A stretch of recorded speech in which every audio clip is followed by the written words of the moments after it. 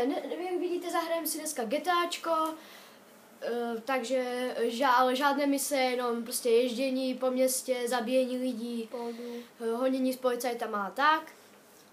No a takže nevím, jestli bude hrát i Risha, ale já budu hrát určitě na 100%. Já si ne. A samozřejmě někdy to bude i bez komentáře, ale budu, takže já už si jdu sednout a jdu hrát a Risha vám tady ještě k tomu něco může říct. Jo, takže jak vidíte, tady tohle je GTA 5. A dneska hraju za Trevora, bo moje asi jedna z nejlepších postav, co je v GTAčku, takže se mi hodně líbí. No a jinak mám spoustu her, takže když já bude třeba u mě, takže můžeme někdy natočit i nějaké video z jinou hru samozřejmě, a GTAčko, co mám, tak to je asi u mě tak asi nejlepší hra, co mám. Jo, a teď vám ještě ukážu pár her, co bude možná natáčet. Takže první hra. Ano, Assassin's Creed, tam už to vám rozjete, takže to nebude od první mise, bude to, ještě to není v polovině, samozřejmě mám tam opravdu pár procent, takže to není úplně v polovině. A jestli chcete, tak si napište do komentářů. No, tenis, to nevím, to by se vám asi nechtělo moc natáčet, jako nechtěl byste to tak moc vidět, ale tak jestli chcete, tak klidně můžete to napsat, jestli to chcete. Tak. Abych to natáčel. Fifu, ano, tu mám sice půjčenou, ale ještě mám 14, takže jestli chcete, tak Fifu taky můžu natočit. Ale 14 mě sice už mě moc nebaví, ale opravdu, jestli mi to napíšete, tak ji klidně natočím. Dobré. Je mi to úplně jedno. Box, mám i box, takže jestli chcete, můžu to taky natočit. Samozřejmě turnaj asi ne, jenom normální zápas. Jestli chcete, můžu si dát zápas třeba i s Rishou, ale to nevím, jak by to dopadlo. No a jak vidíte, teďka Mafii, tam už se to celé projel, ale můžu začít od první mise, takže jestli chcete, tak ji taky klidně natočím. Opravdu splním vám každé přání, kterou hru napíšete, tu opravdu klidně natočím. To je moje volba, to je nejlepší hra na světě, I když mě třeba už ta hra třeba už moc nehraju, nebo mě třeba už nebaví, tak prostě třeba natočím a klidně prostě, ale nevím, jestli asi jenom bych ji natočil třeba, když budeme třeba u Rishi nebo tak, prostě natočíme a i třeba u Rishi možná nějaké hry, které má jak víte, Rishi má PlayStation 3, takže můžeme teď natočit něco na PlayStationu. Já samozřejmě nevím, jaké má hry, takže nevím, jestli to Risha zná z paměti, tak vám možná může říct předem, ale já opravdu nevím, jaké má hry. To řeknu v nějakém videu. Takže v nějakém videu vám u sebe doma řekne, co má za hry. Já samozřejmě asi sám natáčet nebudu, já buď s Rishou nebo Risha sám. Já sám určitě natáčet nebudu, protože mě by to samotného nebavilo a nevěděl bych, co mám udělat a třeba bych to dal na YouTube a úplně zbytečně. A dělám tady třeba takové modré kolečka, ty modré kolečka, jak třeba pohodové nahánějí nějaké zloděje, nebo prostě ukradu jim peníze a tak já je prostě honím a chci je prostě třeba zabít, pomoct policajtům a tak. To je prostě baví, takové ty kolečka nahánět třeba různé lidi a tak. Ale GTAčko už jsem fakt dlouho nehrál. Samozřejmě to má plno mojich kamošů z fotbalu, jak ze školy mají plno GTAčka. Ale třeba některé už to taky moc nebaví. Někteří mají na internet online, já, abych vám to řekl, já online nemám, takže nemůžete čekat GTAčko v onlineu, jenom v normálním singlu. Takže online hrát bohužel nebudu. Jsem si to zkusil u kamarádů a možná by mi to bavilo, ale nechci zbytečně platit za internet kvůli jedné hře. No a teď jsem to moc nevychytal, takže teďka by to moc nevyšlo, takže už je asi nedoženu. Takže teď se budu asi pokusit si vzít asi lepší auto, bo už jsem teďka ve městě, takže to položím a půjdu si asi hledat lepší auto. Samozřejmě někdy to jezdí úplně Fara, někdy to jezdí úplně Šunky, takže nevím, jaké přesně si vezmu, ale určitě bych si vzal nějaké lepší, než...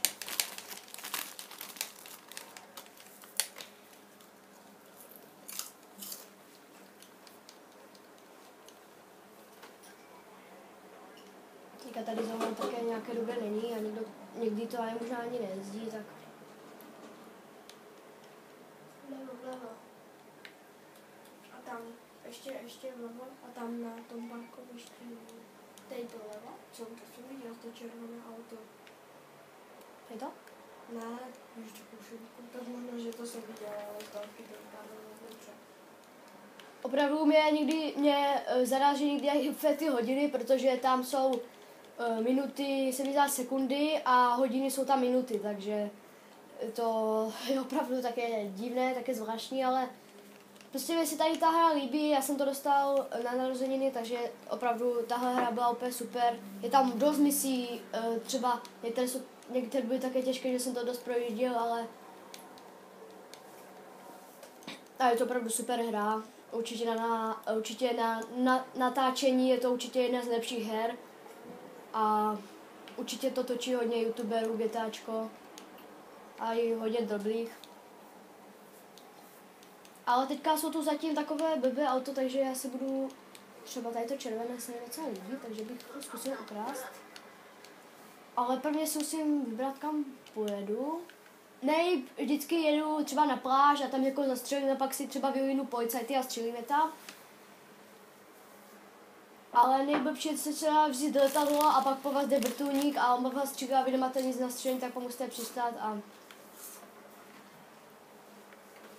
Takže opravdu teď nevím, kam mám jít, takže asi zkusím tu nějakou střelnici, nebo co to je. Opravdu zkusím, co to je, ještě jsem tam nikdy nebyl, takže opravdu si vyzkouším, co to je. A pak mě musím ukázat tady to auto samozřejmě. Nebo pěšky bych tam asi nedošel.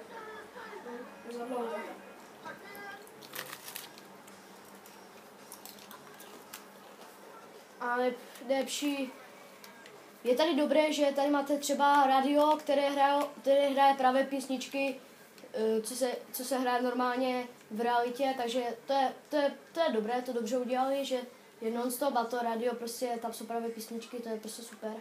Ne, také ty hitovky jak v Mafii 2. No, tam v Mafii 1 tam nebylo skoro, tam bylo prostě divné radio a prostě tam byla skoro pořád ta sama písnička. To byla jediná dobrá písnička, která se mi líbila. To že?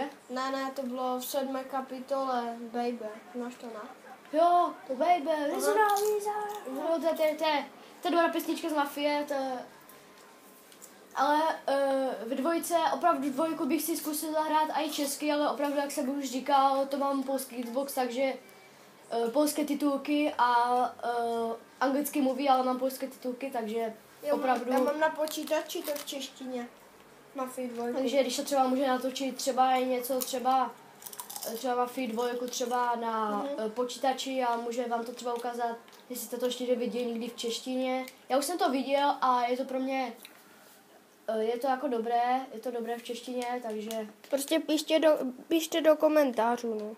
Prostě co byste chtěli za hru natočit a když prostě nenatočíme, tak ji třeba vůbec nemáme, jo. Když nenatočíme, tak ji prostě nemáme a za střelnice to bude asi obchod, jo, to je obchod, asi si myslím, že to je, a střelnice je tady, takže zkusíme, co je. Takže tu se dá asi... To máš vpravo. Tu se dá asi vyzkoušet střelnice nějaká.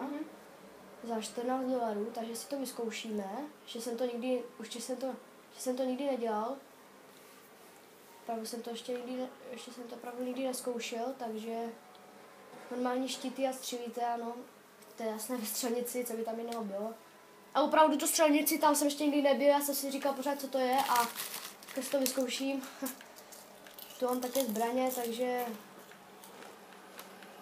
rotačák nemůžu si vzít, můžu si vzít jenom ty zbraně, kde nejsou to.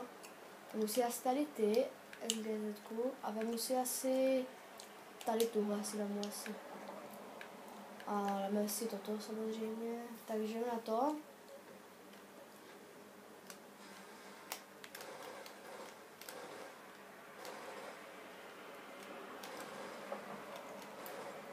Musím říct, že na Xboxu je hodně těžké ovládat GTA 5. Hodně těžké. Jo, tak pro ty samozřejmě, co nehráli nikdy na Xboxu, tak je to opravdu těžké a opravdu je to někdy i velmi náročné, když ještě nikdo nehrál GTA 5 na tom. A opravdu ta střelnice je opravdu těžká, takže porážka, prohrál jsem samozřejmě. Opravdu, mně se, když je to na rychle, tak se mi opravdu špatně třeba to. Tak se mi špatně ten měřítko, když je to opravdu rychle, tak se mi to špatně to přesouvá, protože je to velmi rychle a opravdu ta střelnice to bylo jako ne úplně těžké, ale Určitě začátečník teda GTA 5 nesmí, jako může, ale nedal by tu střelnici. Určitě ne. Teda někteří možná, no. jsou tady nějaké obleky, ale to bylo asi, třeba tady ta mikina se mi třeba líbí, ale tu mikinu bych si asi, no, mám jenom 300 000, tak to si radši. A toto je, to je to stejné. Kupím si kolu.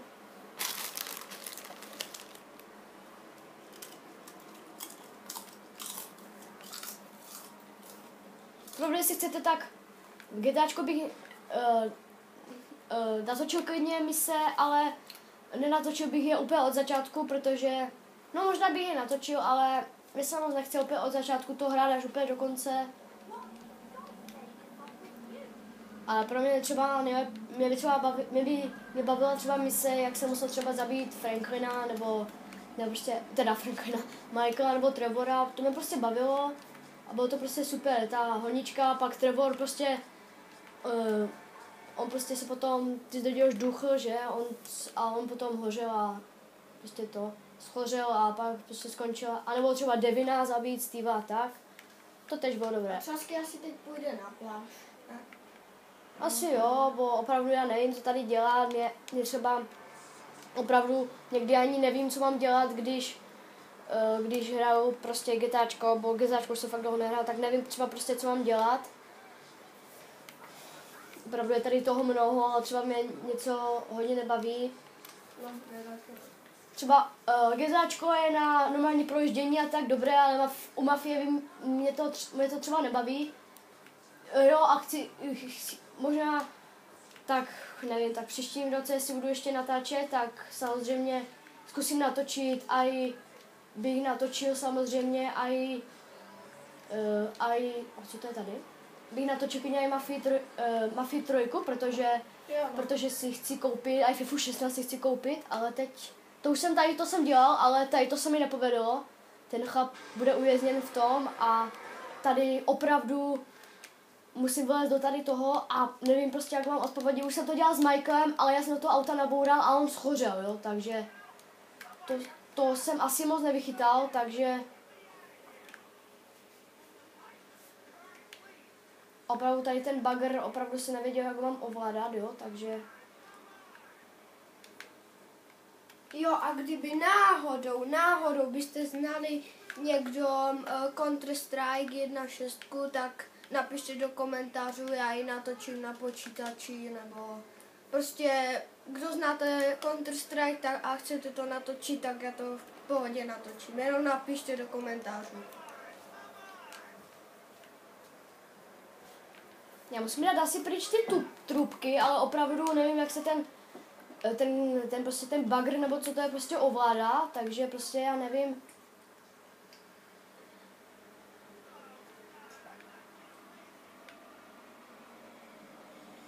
Nevím, jak se To dej dolů a zkus to odtáhnout, jako. Aha, už vybuchl, takže bohužel už ho nemůžu zachránit, už umřel. Bohužel. Ale jestli někteří znáte Doublenika a Doublemana, tak určitě někdy, když třeba někdy možná zkusíme s těma natočit nějaké video, nebo oni s náma. Jsou to naši velcí kamoši, chodí s náma do třídy, takže my se s těma docela dost bavíme a